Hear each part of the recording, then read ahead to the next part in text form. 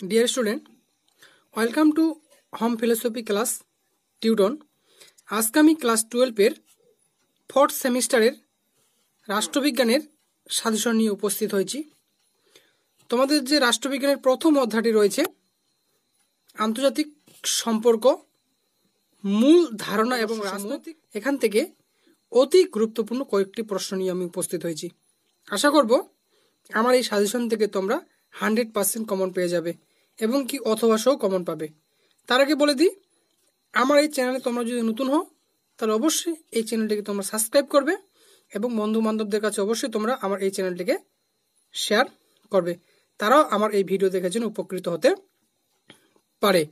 দেখে নাও কি কি গুরুত্বপূর্ণ প্রশ্নগুলি। তার আগে বলে দিই, অধ্যায় থেকে তোমাদের এই অধ্যায় থেকে 8 নম্বর থাকবে।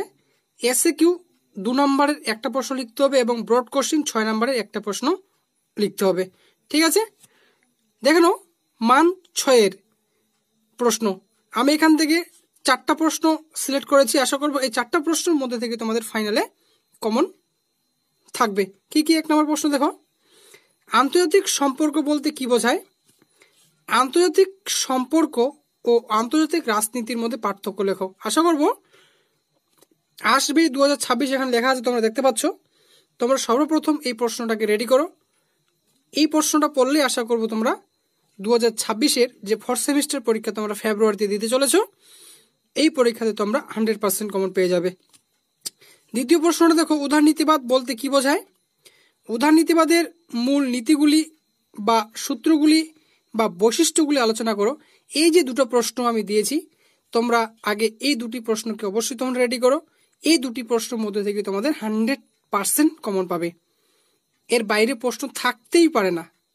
তোমরা মিলিয়ে নিবে প্রশ্নপত্রের মধ্যে গিয়ে যে এই দুটি প্রশ্নের মধ্যে একটা আছে কিনা। ঠিক আছে, দেখে নাও তারপরে প্রশ্নটি। 3 নম্বর আমি তোমাদের সামনে যে প্রশ্নটি রেখেছি এটা অতি গুরুত্বপূর্ণ। মার্ক্সবাদের মূল সূত্রগুলি আলোচনা করো। অনুরূপ বা অথবা দিয়ে প্রশ্ন এভাবে থাকতে পারে, আন্তর্জাতিক সম্পর্কের মার্ক্সীয় তত্ত্বের বৈশিষ্ট্যগুলি আলোচনা করো। ভেরি ভেরি ইম্পর্টেন্ট প্রশ্ন। আশা করব এই প্রশ্নগুলির মধ্য থেকে এবছর থাকবে, এর বাইরে প্রশ্ন বন্ধুরা হতেই পারে না। তারপরে দেখো, আন্তর্জাতিক সম্পর্কের বাস্তববাদী তত্ত্ব সম্পর্কে আলোচনা করো। এই 4টা প্রশ্ন তোমরা আগে রেডি করে রাখবে। দেখো 4টি প্রশ্ন আরেকবার দেখিয়ে দিচ্ছি তোমাদের আমি।